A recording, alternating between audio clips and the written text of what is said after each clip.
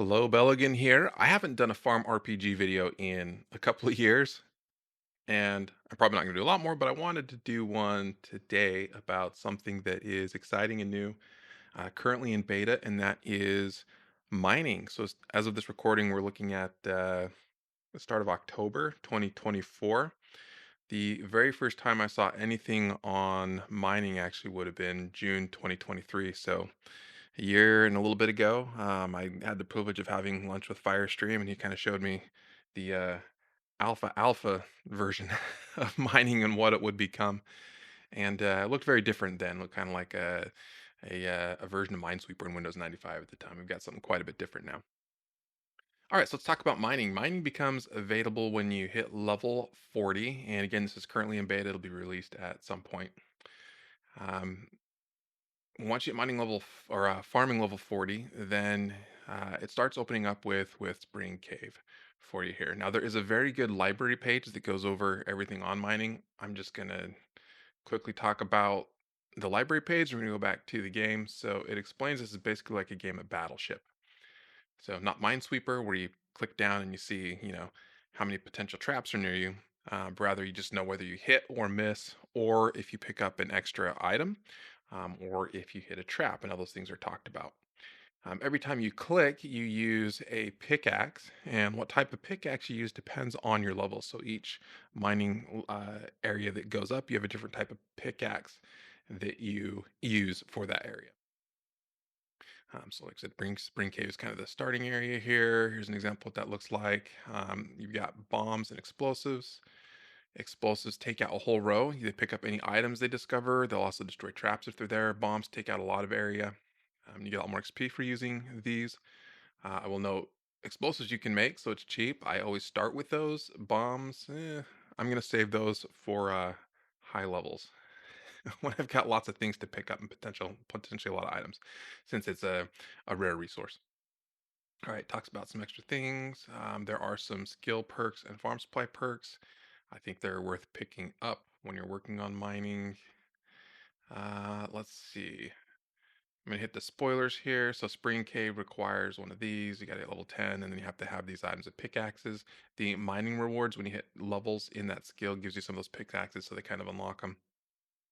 The other thing is the grid size starts off as a 5 by 5, and then once you hit floor 10, it goes to 6 by 6, floor 100 to 7 by 7. I haven't hit 4,000 yet, but some people have, and presumably just keeps going up from there. All right, so let's go back to get to mining. I come in here. Oh, I got to farm some pumpkins working on those jack-o'-lanterns here. All right, so go mining, and I can show you Fenrir's Den because I just unlocked this. Here we're at a 5 by 5. And there's 3 items here to find. We've got 10 attempts. Now, right now, I've got 186 steel pickaxes and lots and lots of explosives. I can make those. So I use an explosive and it picks a random row any direction. And these question marks means there's an item there and you've got to fully unlock it. The X means there's nothing there. So here I know I can kind of just click across these and we're going to find out those items. When you fully unlock an item, it opens up like that.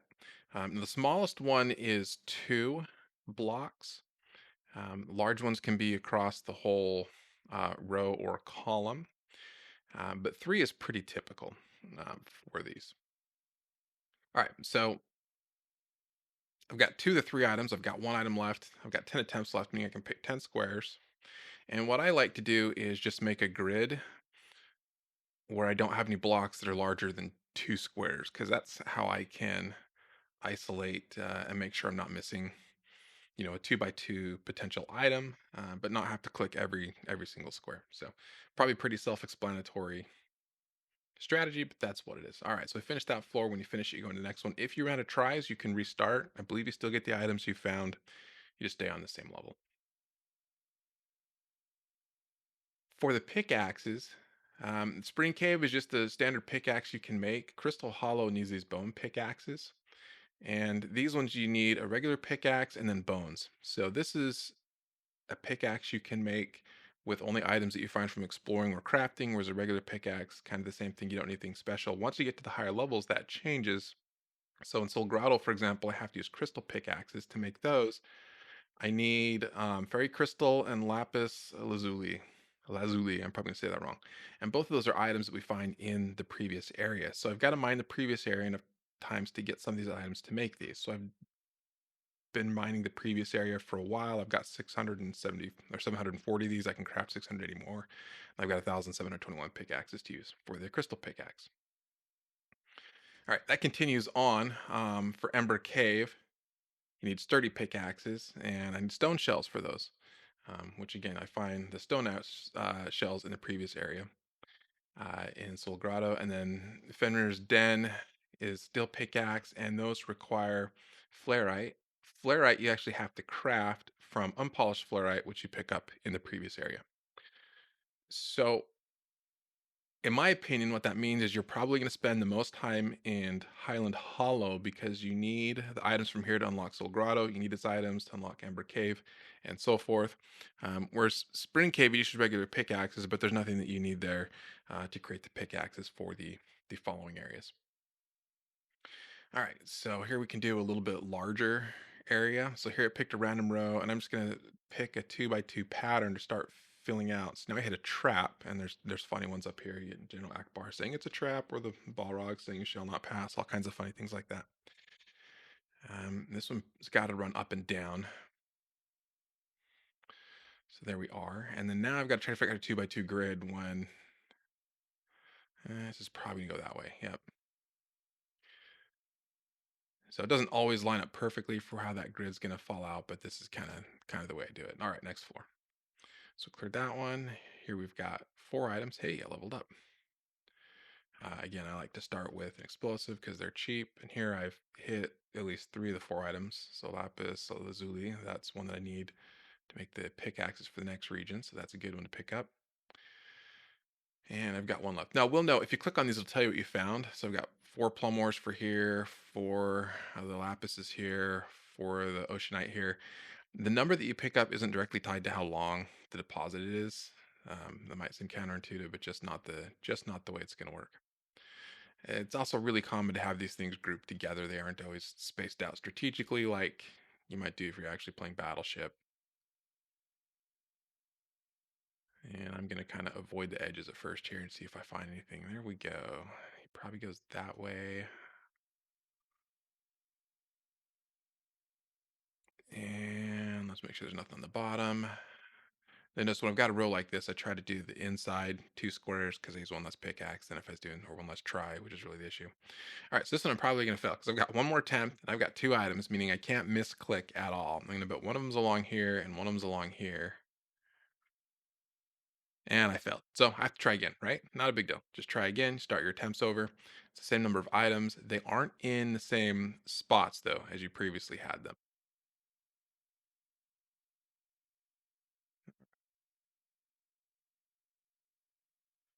Let's see. Oh, guessed wrong on that one. And last item here. Now, here's something that I've seen some discussion about. I kind of know my last one's going to be here or here or continuing out, but I've got quite a few attempts left. I could hit some of these other squares just to see if I pick up any extra items. And then it becomes a debate of, well, do you want to just power level through these to get as deep as you can, as fast as you can? Or do you want to save pickaxes? Or do you want to potentially, find more items? So that's something you can decide. I guess there's arguments both ways. But this is it. This is basically mining. Given how cheap it is to make pickaxes and bone pickaxes, especially for end game players where we've got large inventories, you can pretty much play this as long as you can play it and have fun with it. As far as what's going to take to level 99, who knows? We'll find out. We know what the experience curve looks like. By the time you hit level 92, you're halfway there, right? So I imagine this will take quite a while. Early game selling this stuff might be good silver. I don't know. I haven't dug into that a whole lot, but this is what it is. Just want to give you a quick peek of what's coming up with mining and a real quick strategy from having played with this for a couple days, what I've found to work. I found it to be a pretty enjoyable update. And I might be lurking, but I'm frequently around. You got any questions, feel free to hit me up. Thanks for watching.